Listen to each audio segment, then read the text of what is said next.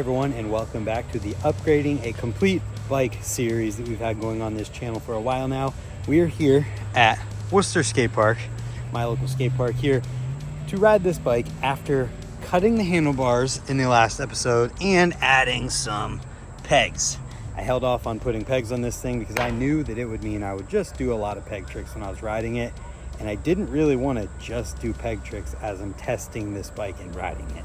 So if you're new to this series, the concept is pretty simple. We started with a brand new Fit PRK medium, and as time goes on and as I ride it, I upgrade one part at a time, the way that some people may if they actually bought a complete bike, and we're upgrading it over time as people do. So we've upgraded the forks to the Fit Shiv V3 forks. We've upgraded the cranks to the Fit blunt cranks. We put some clear pads on there in the very first riding episode because I had to. And from there, we've cut the bars and added the pegs as I've said. So we're gonna have a session here today, and I'm gonna do a lot of peg tricks as you would expect after putting pegs on it. But I'm gonna try not to just do stalls on this quarter. I'm gonna try and do some grind stuff and different ways of using the pegs creatively. So with that being said, no more talking. Let's get into some riding. And does it even make any sense for me to do any other trick first on a Black Fit Complete than a trick that I learned on a Black Fit Complete probably 12 years ago at this point? That would be an ice pick stall on this exact quarter. And you know we gotta put a candy bar in it because duh.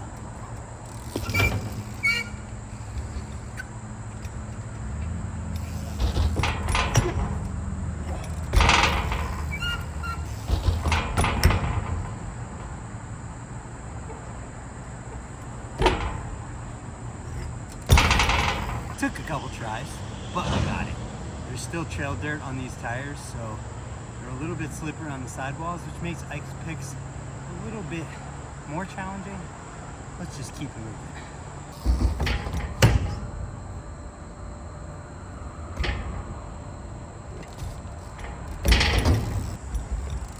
And before we get sucked into the vortex that is that quarter and me doing every trick I can think of on it, let's do some stuff other places. Like this is one of my favorite things to do on this spine. So I'm gonna do some variation of this, some over pegs back over, ice over, stuff like that. And then we'll just keep moving around the park.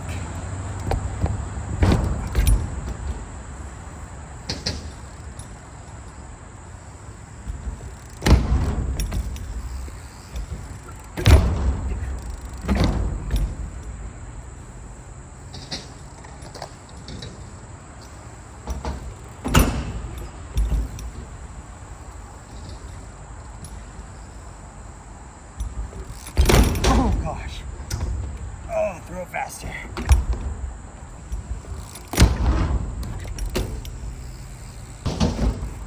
Oh.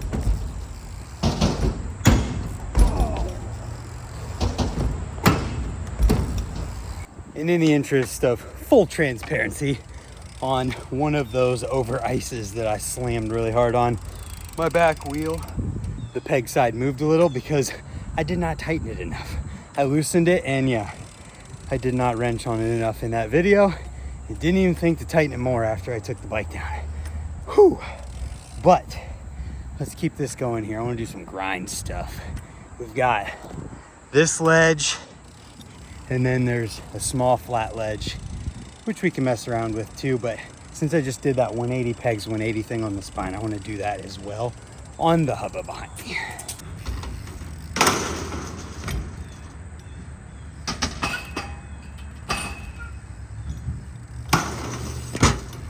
First try.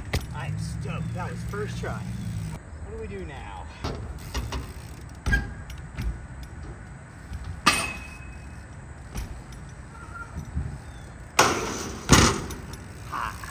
That works. I'm stoked.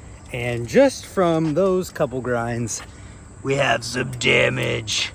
Carnage. I was gonna try and do a feeble hard 180, which maybe I'll go over there and give it a few attempts, but I don't want to do too much damage before I can get a hub guard on here. So let's see if we can get it in, a couple attempts. If not, we're gonna save it for another time.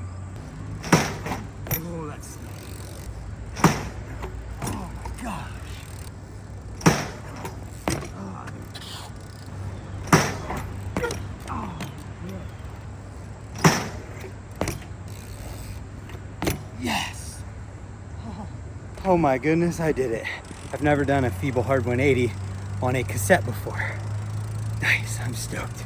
It wasn't pretty, but it was honest work. Now what do we do? Let's do at least one flat round rail maneuver. 180 pegs. I know it's another 180 pegs, but I like 180 pegs. Over to fakie. Sounds good.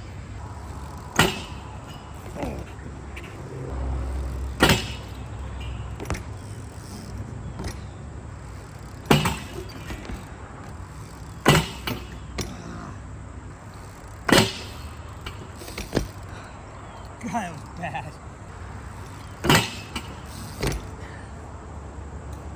There we go. Got it. Now, do we take it back to the quarter? I think we might take it back to the quarter. I've done a bit of stuff I'm stoked on. So now, let's do some tech tricks with the pegs.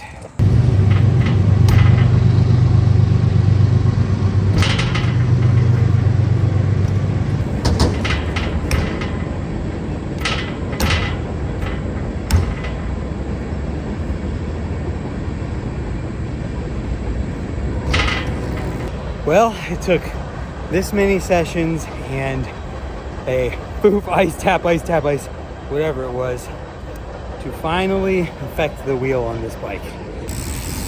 So it looks like we have a little bit of truing to do here real quick, which I can do no problem. And for being single walled rims, it's not bad. Let's look at the front.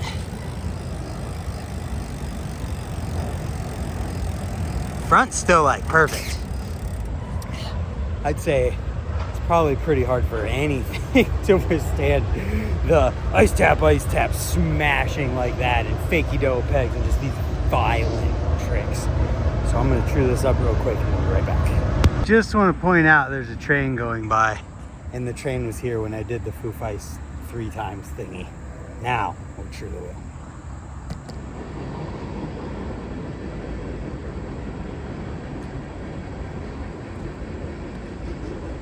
And in literally no exaggeration, 3 or 4 minutes here, I have this rim this good again. Zoom in on it.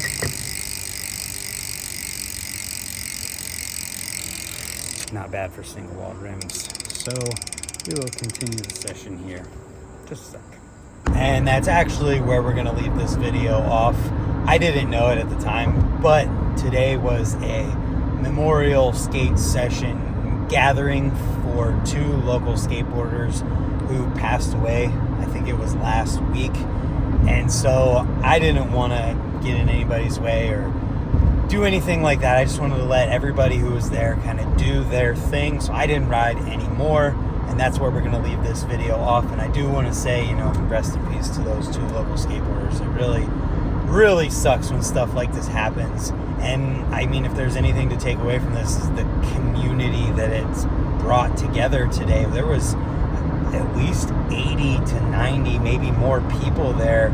And even though the circumstances were terrible, it's always good to see so many people coming together like that. And it just shows the community that skateboarding, BMX, anything that happens at a skate park like that can bring together. So that's where we're going to leave this one off. Just remember in the comments to leave what you guys think I should upgrade on this bike next, whether it's the bars, the stem, the seat, whatever you guys think I should upgrade next.